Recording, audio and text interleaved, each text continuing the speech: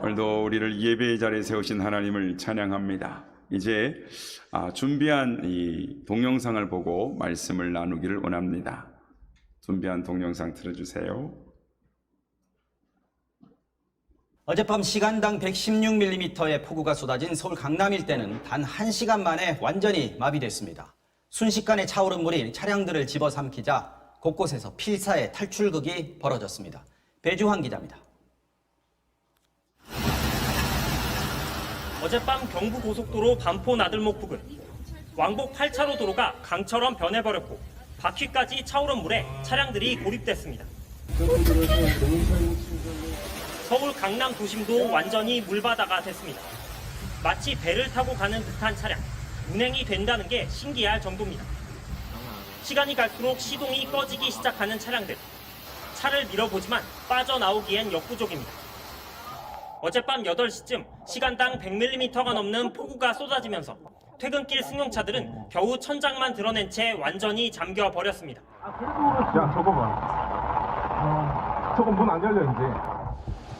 차오른 물의 압력 때문에 택시 차문이 꿈쩍하지 않자 기사와 승객은 창문으로 겨우 빠져나왔습니다. 차가 이렇게 붕붕 떠오르더라고요. 시동이 꺼져버리니까 물이 금방 차올라오니까 창문으로 그냥 바깥으로 탈출했죠.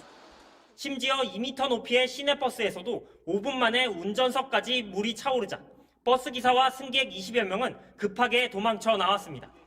손님들이 안에서 있으면 죽을지 모르니까 우리 탈출하겠습니다. 그래갖고 문을 개폐시키고서 탈출을 유도해갖고 젊은 친구들이 이렇게 안고 애들 그래갖고서 탈출했는데 도로가 마비된 퇴근길 시민들은 성인 가슴까지 차오른 물을 가로질러 건너야 했고 심지어 헤엄치는 사람도 있었습니다.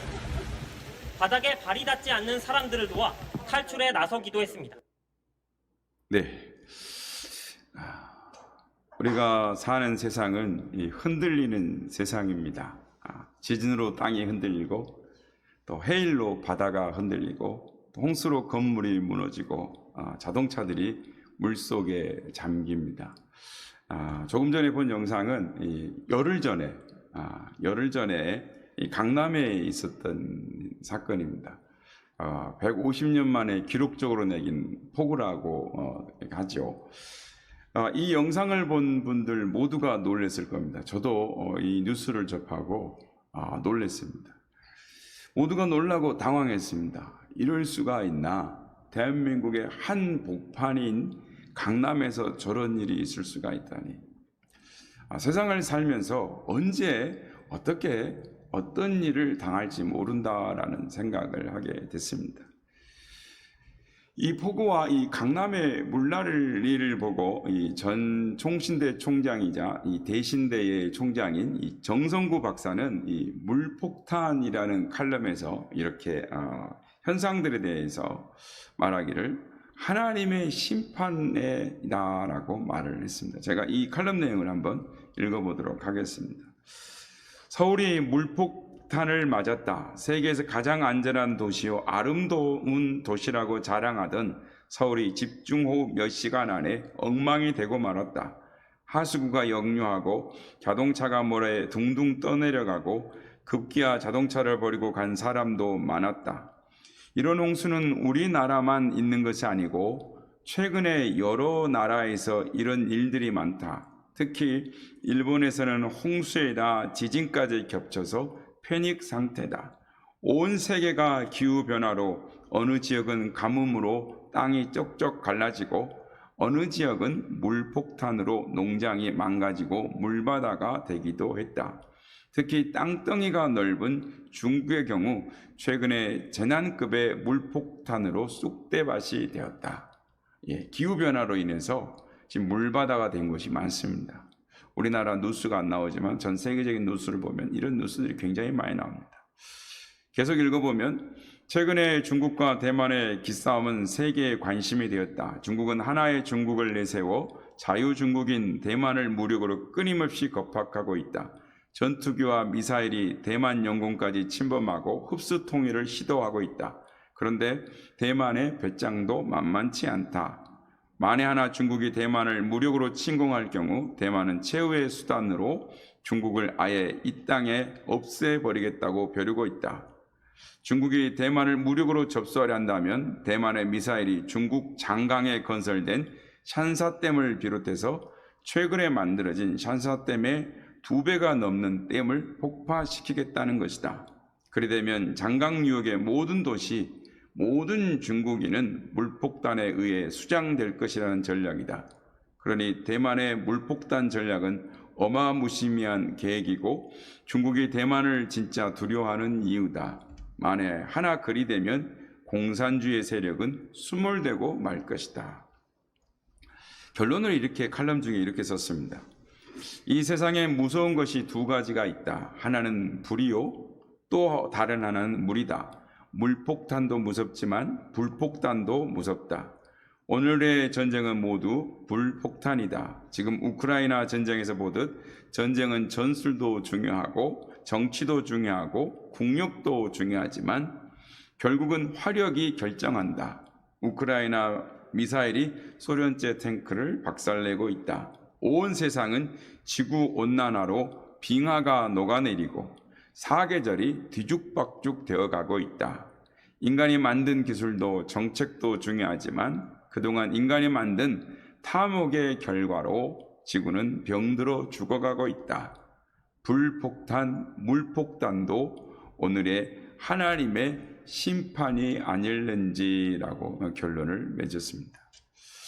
성도 여러분, 오늘의 말씀은 과거의 이스라엘 백성들이 시내산에서 경험한 하나님의 임재하심과 두려움, 그리고 예수님을 통해서 구원받은 거룩한 백성들이 거룩한 산 시온산에 속한 이 백성들의 모습을 대조해 보여주고 있습니다.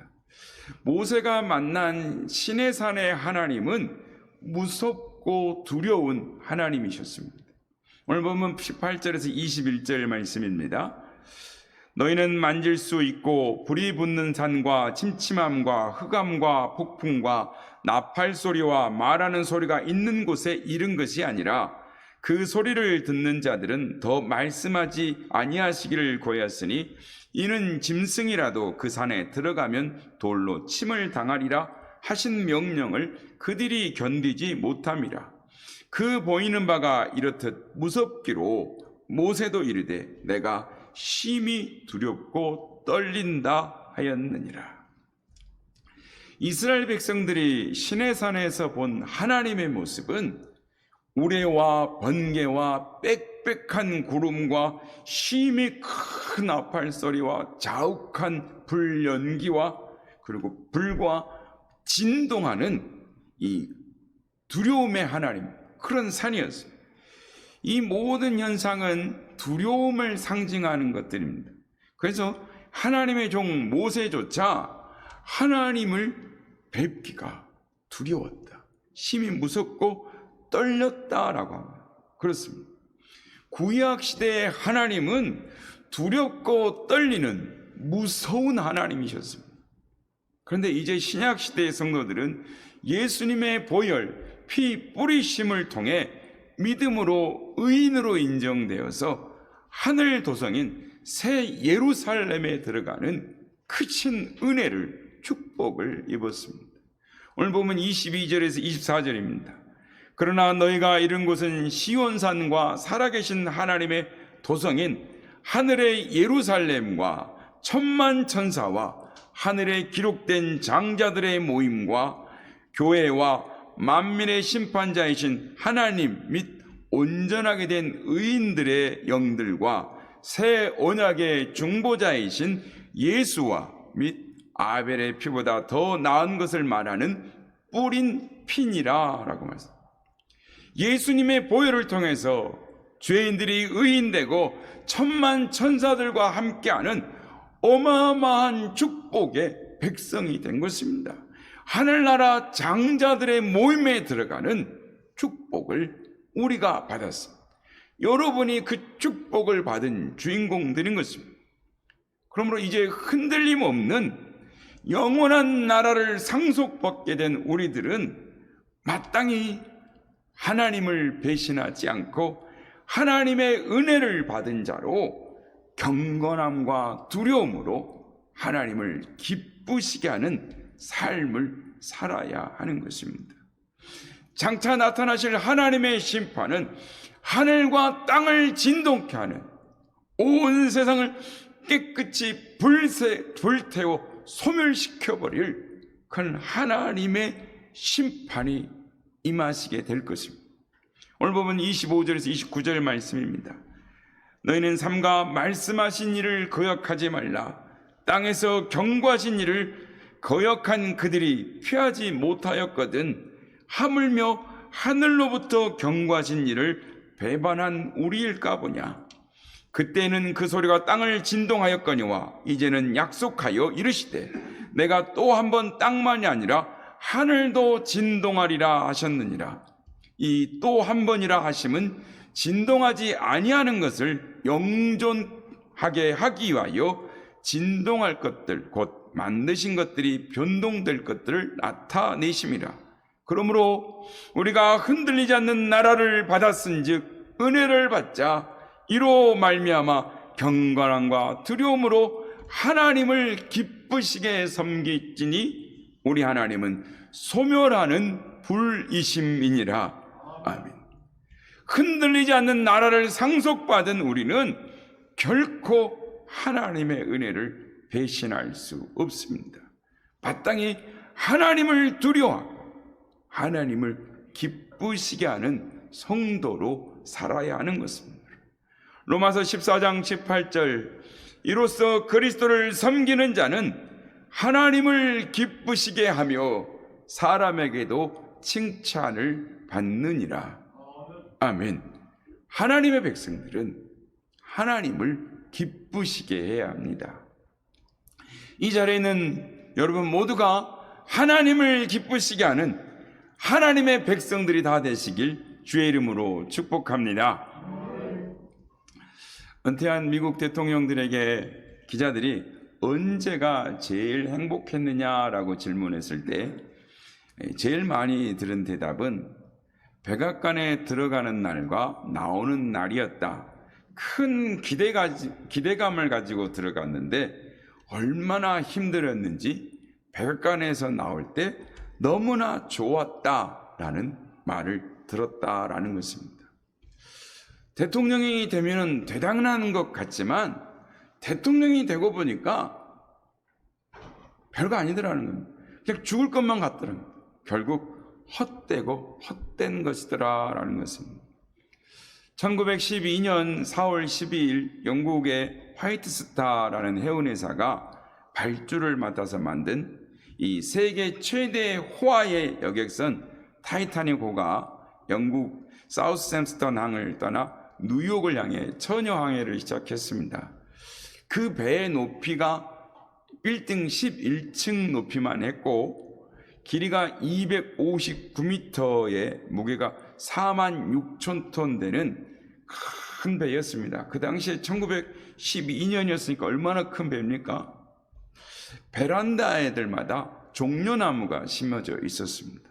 그리고 터키탕을 갖춘 그야말로 이 수상 궁전이라 할 수 있는 어마어마한 호화 여객선이었습니다.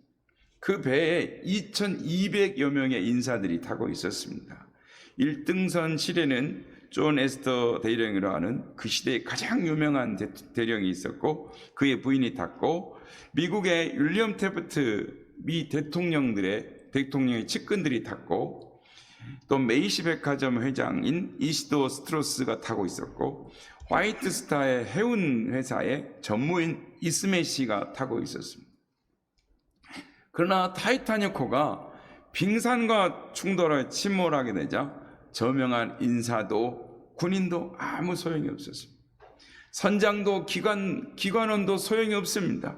종려나무도 목욕탕도 양주도 음식도 승객들도 금은부화도 아무 소용이 없었습니다.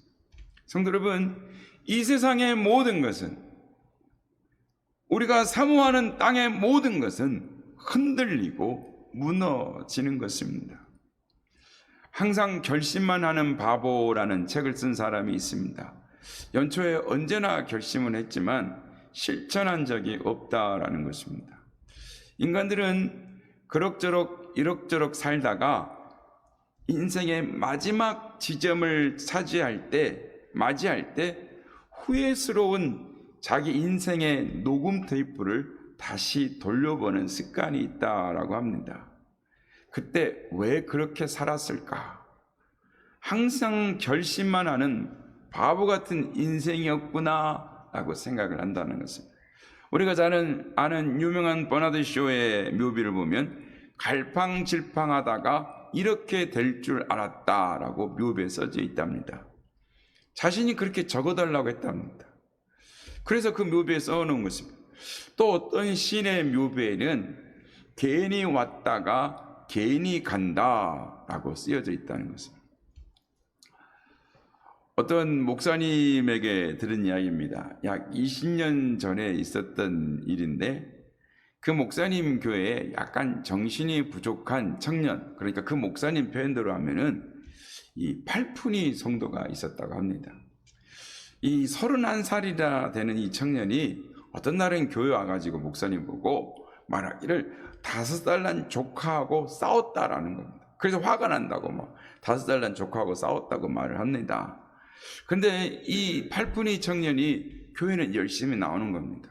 그래서 목사님이 생각할 때 그분의 인생이 불쌍해서 저러다가 인생이 그냥 끝날 텐데 그냥 소모품 인생이 되지 않고 뭔가 이 사람이 좀 자기에게 맞는 일을 하며 살았으면 좋겠다라고 기도하는 생각하는 중에 구두 닦는 법을 이 교회 전도사님에게 가르치게 해가지고 구두를 닦을 곳 장소를 정해주고 마련해주고 유치원 가방에다가 이 구두약과 솔과 이 구두 닦는 일체들을 넣어주고 이 구두를 닦게 했습니다.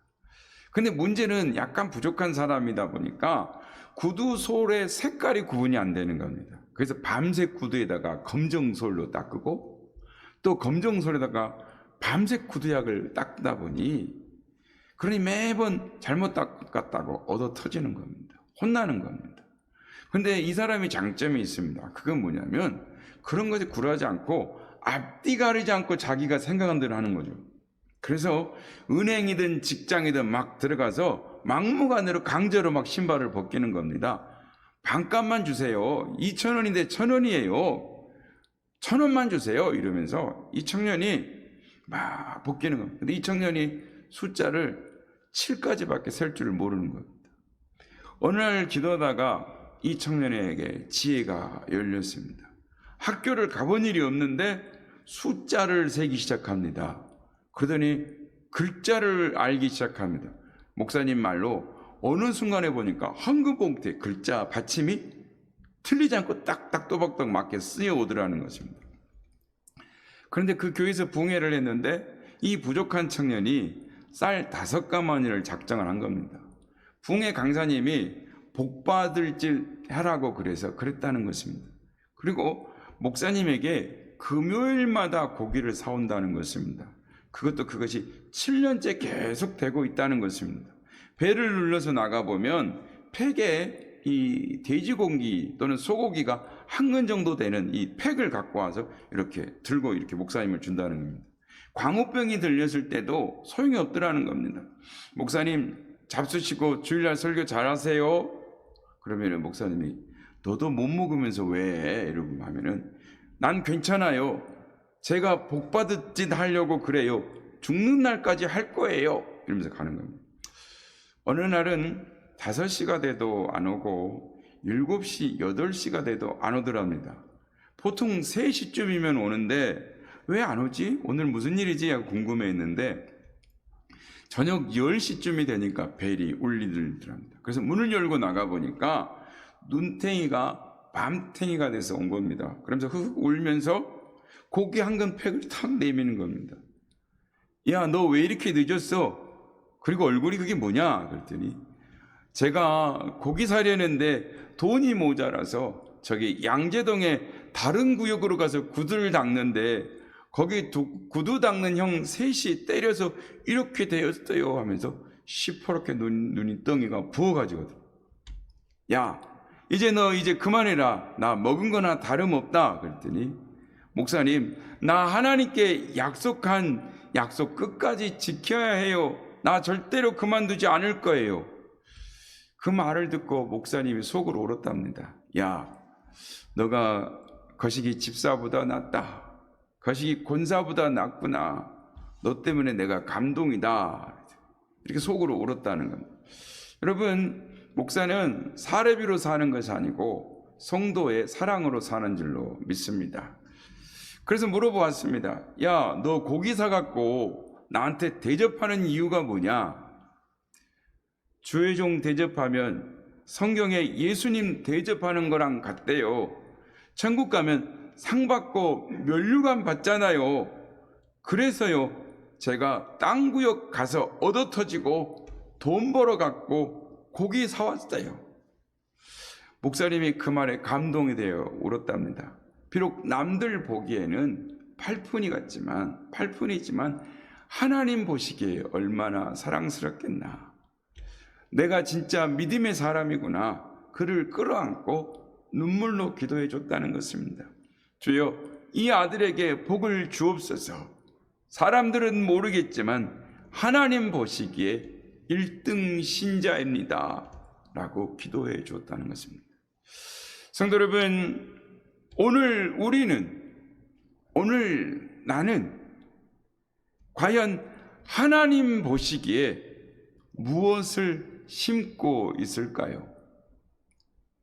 여러분, 교회 봉사할 때도 하나님의 일을 할 때도 할 수 있는 한 능력껏 심으시기 바랍니다. 능력껏 심어야 합니다.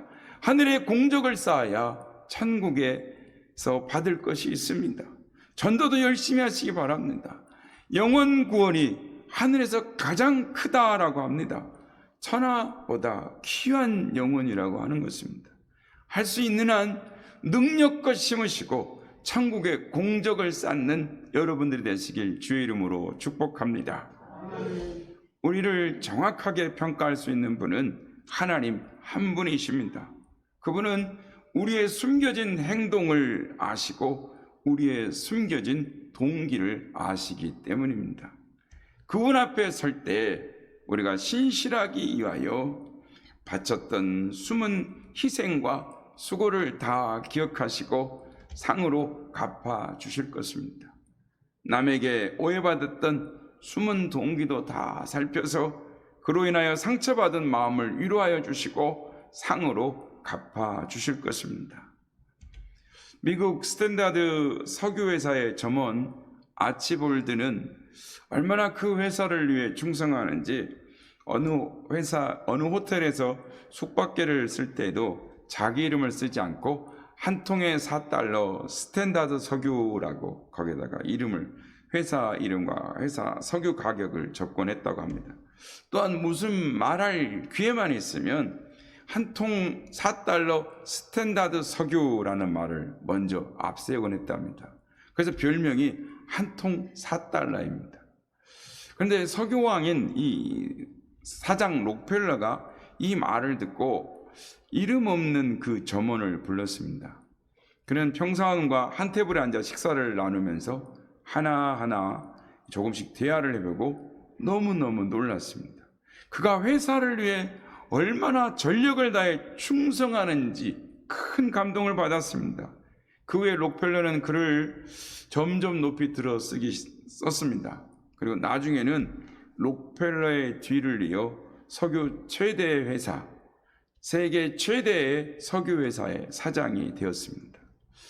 성도 여러분, 하나님께 인정받아 충성된 일꾼이 되면 모든 것의 주인이신 하나님께서 30배, 60배, 100배로 갚아주시리라 믿습니다. 따라 하시겠습니다. 하나님이 다 갚아주신다. 하나님이 다 갚아주신다. 미국의 목사이며 소설가인 헨리 벤다이크의 이 대저택이라는 소설이 있습니다. 소설 내용은 어떤 부자가 천국에 간 이야기입니다. 천국에 도착한 부자는 이 천사의 인도를 따라 천국의 여기저기를 구경하게 되었습니다. 한 곳에 가보니 참 아름답고 아주 근사하고 멋있는 집이 있었습니다.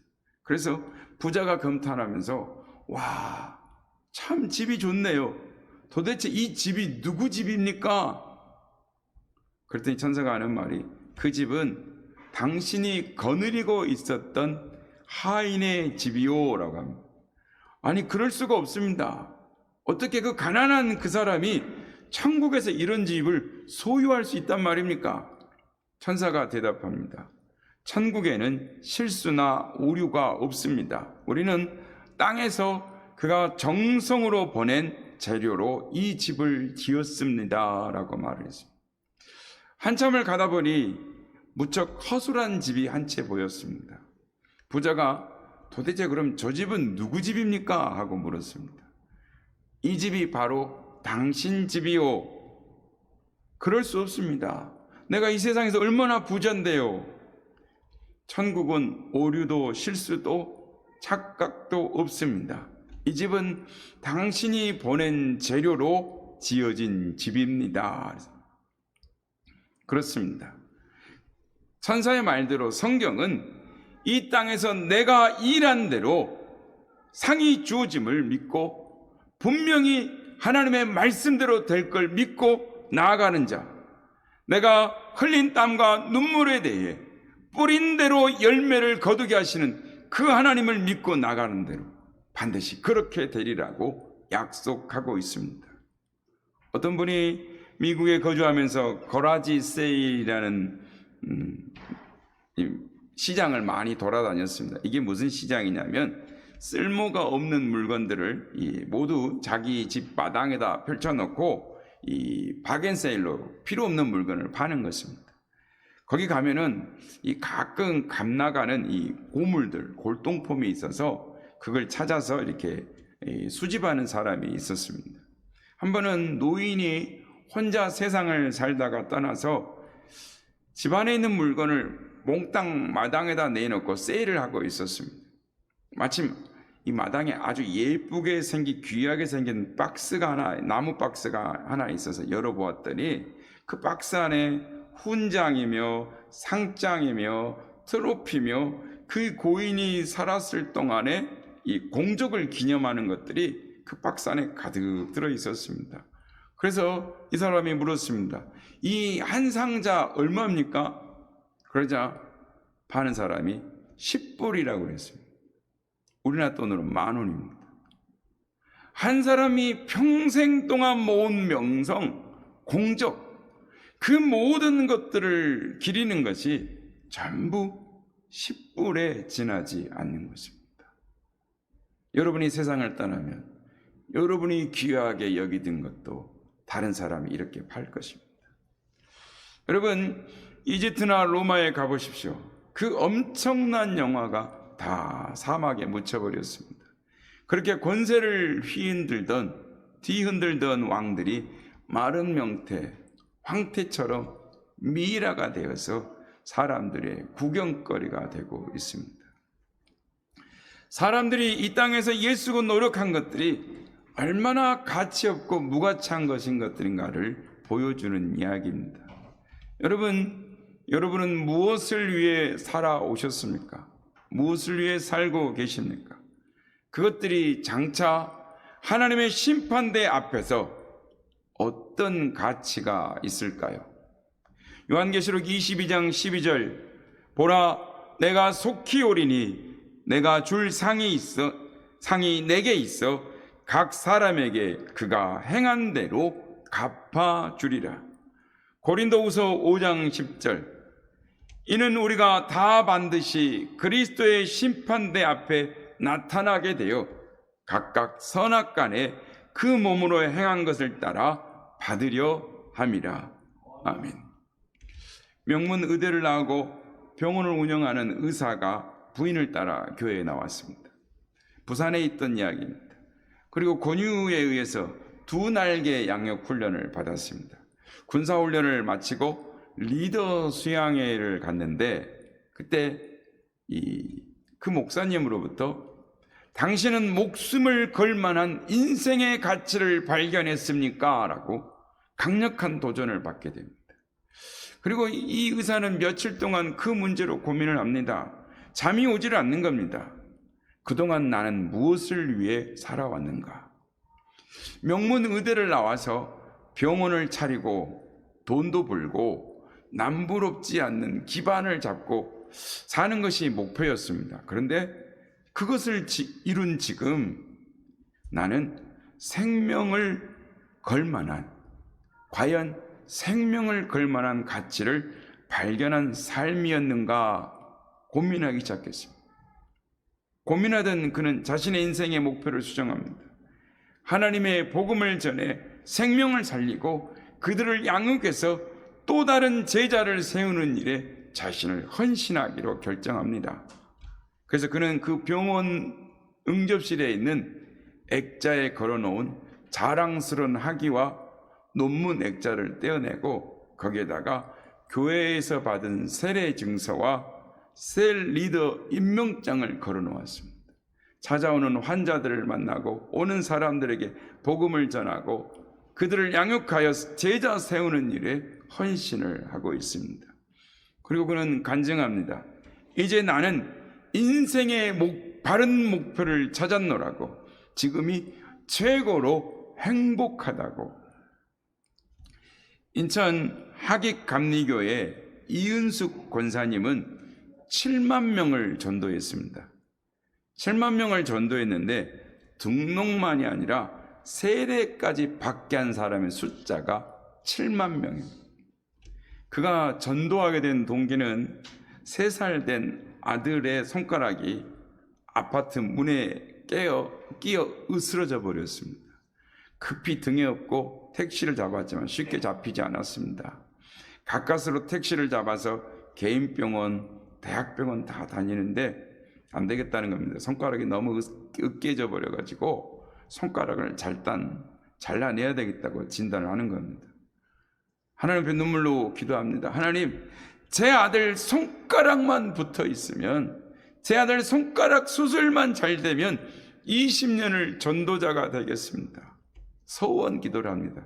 그런데 한 병원에 갔더니 수술할 수 있다는 겁니다. 그래서 손가락 수술이 잘 되고 자르지 않아도 되었습니다. 아들이 치료된 후 이 권사님은 약속을 지켜 매일같이 생필품, 간식거리, 고추장, 건강식품을 가지고 가정을 돌보면서 전도를 했습니다. 과자, 빵, 껌, 치약, 칫솔, 샴푸, 수건, 되는 대로 모든 것을 다 동원해서 전도를 했는데 1년에 3천만 원에서 4천만 원가량이 들더라는 것입니다. 그런데 이 모든 것들을 60여 명의 후원자들이 대주었다는 것입니다. 여러분, 전도할 수 없으면 전도하는 이들에게 물질로 후원해 주는 것도 전도를 돕는, 전도의 상을 쌓는 일인 줄로 믿습니다. 권사님은 사람들을 만나면 예수 믿으시나요? 잘 되라고 기도할게요. 어려운 일 있으면 전화 주세요. 그러면서 이 전화번호를 받아서 수첩에 적어 중보기도를 합니다. 전도 대상자가 어려운 일을 당하면, 어려운 일을 겪게 되면 주변 사람들에게 부탁을 해서라도 그 사람을 꼭 도와주었다는 것입니다. 하루에 6시간씩 5년을 동안 총력을 다하여 전도를 했습니다. 그러다가 1997년 췌장암에 걸렸는데 말기였습니다. 이 권사님은 전도를 계속하면서 천일 작정 기도를 들어갑니다. 그런데 2000년 7월 7일 꿈에 못자국 있는 2개의 손이 나타나서 자신의 썩은 부위를 도려내면서 이제는 상하지도 덧나지도 않으리라 라는 음성을 들었다는 것입니다. 그 후에 건강해져서 말끔하게 고침을 받아서 지금도 열심히 전도를 하고 있습니다. 50쪽이 넘는 노트에 전도 대상자들의 이름이 빼곡히 적어 놓고 전도를 한다는 것입니다. 자신이 전도한 사람들이 예배에 참석하여 예배를 드릴 때가 가장 행복하다는 것입니다. 여러분, 하늘나라에 소망을 둔 그 사람, 그는 믿음, 소망, 사랑을 가지고 하늘의 상을 부지런히 쌓아놓는 줄로 믿습니다. 성도 여러분, 여러분은 그동안 하늘에 상급을 얼마나 쌓아 놓으셨습니까? 제이 라브리에르라는 시인의 지금 하십시오라는 시가 있습니다. 이 시를 읽고 말씀을 마치려고 합니다. 오늘 하늘은 맑지만 내일은 구름이 보일지 모릅니다. 어제는 이미 당신 것이 아니니 지금 하십시오. 친절한 말 한마디가 생각나거든 지금 말하십시오. 내일은 당신의 것이 아닐지도 모릅니다. 사랑하는 사람이 언제나 곁에 있지는 않습니다. 사랑의 말이 있다면 지금 하십시오. 당신의 친구가 떠나기 전에 장미는 피고 가슴이 설레일 때 지금 당신의 미소를 주십시오. 불러야 할 노래가 있다면 지금 부르십시오. 당신의 해가 지면 노래 부르기에 너무 늦습니다.